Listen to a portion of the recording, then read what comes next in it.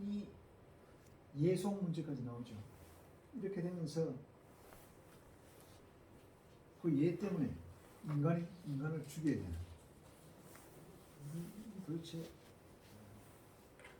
뭔가 이렇게 생각할 수 있을 텐데. 예.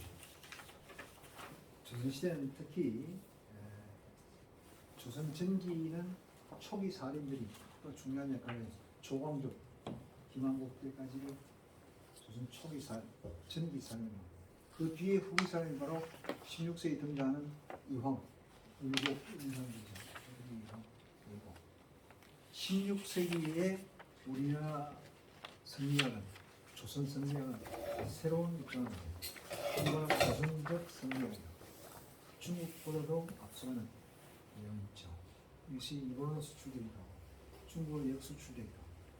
그런데 17세기 가면 그놈의 예 때문에 정말 또 문제가 돼요. 그리고 18세기가 되면 또 유학자들이 어떻게 됩니까? 사람의 본성, 사물과 다른가 같은가. 인물, 인간과 물, 사물, 인물성, 동의론, 같은가 다른가. 이거 가지고 그렇게 또 싸워요. 그러다 보니까 어떻게 돼? 사람의 문제는, 인간 본성의 문제는 날아가고 정치적 싸움판에 이론으로 등장. 이게 19세기 가서는 또 세도 정치와 관련돼서 어려우시죠. 그런데 조선시대 우리 포천과 관련해서 지식인들, 여기 존재하던 중앙, 김탕, 변목 이런 분들, 이분들은 어떤 입장이죠?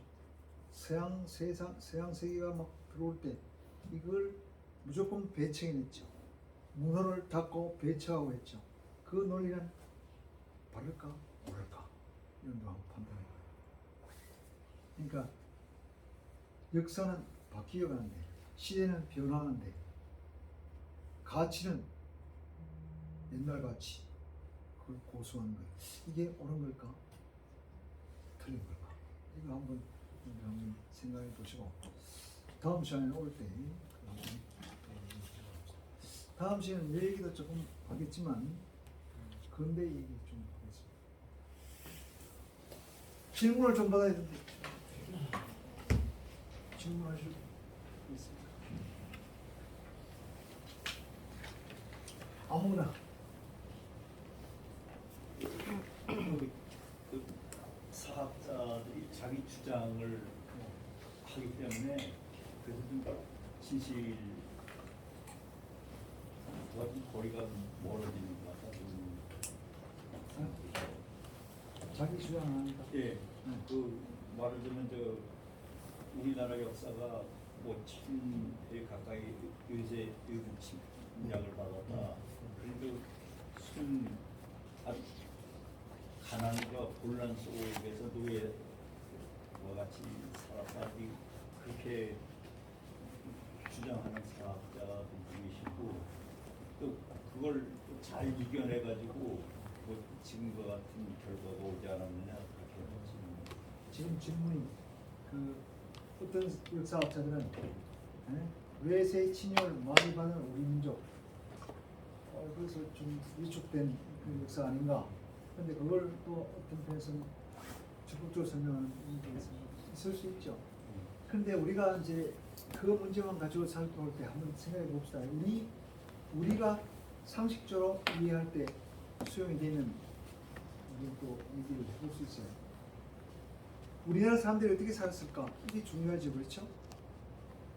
위대한 역사, 막 힘찬 역사, 그래서 그걸 막 자랑하고 싶은 역사, 아름다운 역사, 이게 의미가 있을까요? 그거 얘기하면 일본이 대동아 공영권 얘기하듯이, 야, 대동아시아는 일본을 맹주로 함께 해서 서양의 침략을 물리치자라고 하는 게 대동아 공영권 아닙니까? 그런데 사실은 우리 민족주의 역사학자들, 이런들 단재 신초, 박은실 이런 분들 있죠. 이런 분들도 초기에는 그런 얘기도 했어요. 특히 최남선 같은 분은 우리 근대 진짜 지성인 가운데 산 가운데 한 사람이 최남선 같은 놈도 불안 문화를 얘기했어요. 그건 뭘까? 야, 우리는 백두산의 문화, 그 전기를 이어받은 민족으로서 그야말로 우리는 독보적이다. 이런 입장을 설명하는 거죠. 그런데 만약에 그것만 강조하다면 어떻게 돼요? 제국주의 논리와 다를 게 없어요. 우리는 위대한 문화를 가지고 있다. 또 단재 신채호 선생 같은 난가사상을 강조하죠. 우리나라의 자부심 이렇게 우리 역사를 얘기할 수 있지만 그러나 이것이 우리 민족의 그 문화고 이것이 우수한 거라서 우리는 자랑해야 된다. 이렇게 입장을 가지면 상대적으로 볼 때 어떻게 우리가 다른 나라보다 우수하니까 다른 나라를 침략할 수 있다. 이런 얘기와 다를 거 없어요. 일본이 대동아 공격을 강조하면서 그렇게 동아시아를 침략해 들어갈 때 했던 겁니다. 그래서 우리는 역사를 볼 때 우리나라 사람들이 어떻게 살았는가에 관심을 가지고 그 다음에 그렇게 설명하다 보니까 우리나라의 특성이 뭐다 이렇게 강조할 수 있지만 그때 그 내용을 그 다른 나라와의 관계에서 우리는 어떻게 인식해야 될까? 그들의 문화도 있고 그들의 우수함도 있고 우리의 장점, 단점 있다. 이걸 함께 살펴볼 수 있으면 좋죠. 그래서 역사적 평가를 할 때 우리 민족의 아름다운 것, 위대한 것 이런 거 얘기하기보다는 우리가 어떻게 그 시대에 조선시대 특히 연산군 시대 혹은 광해군 시대 문제점이 있었는데 그 문제를 우리는 어떻게 적극적으로 해결하는 건가 이런 것 설명이 돼요. 그래야지 대동법 같은 거 대동법이 뭐죠? 원래 각 호마다 부과하는 세금 3세가 있었어요. 토지에 부과하는 세, 호마다 부과하는 세, 그 다음에 사람에게 부과하는 세. 이 3세가 있었는데 이 중세 3세인데 그 가운데 호세 이 원래는 조선 초기에는 다 1 내지 2개월 과정을 이루면 그걸 토지가 있었어요. 그러나 거기 다 넘어갔죠. 지주제 확대하면서 이때는 호가 있어도 호세를 못 내게 돼요. 그런데 공납제 이거는 없으면 안 되는 거 이렇게 판단한 지식인들 관료들이었죠. 이거 해결하려고 100년 걸려요. 대동법실 하도 반대가 많았어요. 그게 바로 뭔가 하면 호에 부과되는 세를 없애고 중요한 큰 걸 없애고 가진 자, 토지 가진 자에게 부과하는 거죠. 지주들이 반대가 대단하죠. 그거 1608년에 광해군 때 처음 그것도 왕도 막 그렇게 하면 되겠냐? 하지 않으면 망합니다. 그래서 경기도에서부터 시작해보자 해서 실시했어요. 그러나 막 엎치락뒤 충청도, 전라도 뭐 좀 실시하다 또 폐지하기도 하고 그래서 대동법 호마다 부과하는 세 그것을 없애고 토지 가진 자 지금은 재산세죠. 이게 부과하니까 그 지주들의 반대 때문에 100년이 걸려요. 숙종 때 가서 전국적으로 실시했죠. 그걸 실시하지 않으면 나라가 지탱하지 못하니까. 이런 거 어떻게 극복했는가? 이런 걸 우리가 설명하는 게 좋지. 한글이 아름답다. 한글이 참 과학적이죠. 얘기할 수 있지만 그것 때문에 그런 아름다운 것만 얘기하는 것이 우리 문화를 강조하는 건 아니죠. 그래서 사람이 어떻게 살았는가?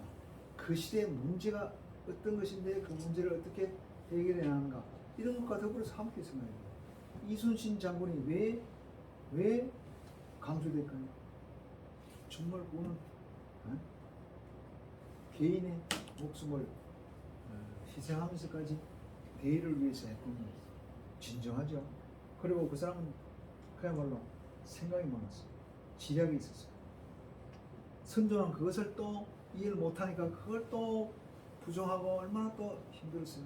그런 가운데서 그 대의를 위해서, 국가를 위해서 그렇기 때문에 그 평가가 되는 거죠. 그런 측면에서 우리 이해는 좋을 것 같아요. 그래서 침략이 많았습니다. 그만큼 침략이 많았을 때 우리나라 땅에 살았던 사람들 어떻게 견뎠을까? 그거 생각해요. 그것을 어떻게 견뎌냈을까? 일제하에서도 마찬가지죠. 밀정도 많고 지식인들은 막 독립운동하다가 갑자기 밀정으로 바뀌고 이거 제대로 보여요. 지식인들이 상당히 어려워요. 지식인들이 생각이 왔다 갔다 할 수 있죠. 근데 농민들은 나중에 농민들 노동자들 일제시대 30대 가면 어떻게 살죠? 그들만이 진정한 삶을 이루다. 그 사람들은 무엇 때문에? 자기는 독립운동 하려고 한 적도 없어. 살기 위해서 생존권 때문에 움직였어. 투쟁했다. 그게 독립운동이었어. 그런 식으로 생각하고 있었죠. 그러니까 사람들이 어떻게 살았는가를 중심으로 평가하고 판단하는 게 제일 중요해요. 그게 올바른 역사의 제일 그런 거죠. 계속 얘기하죠. 다음 시간에. 수고했습니다.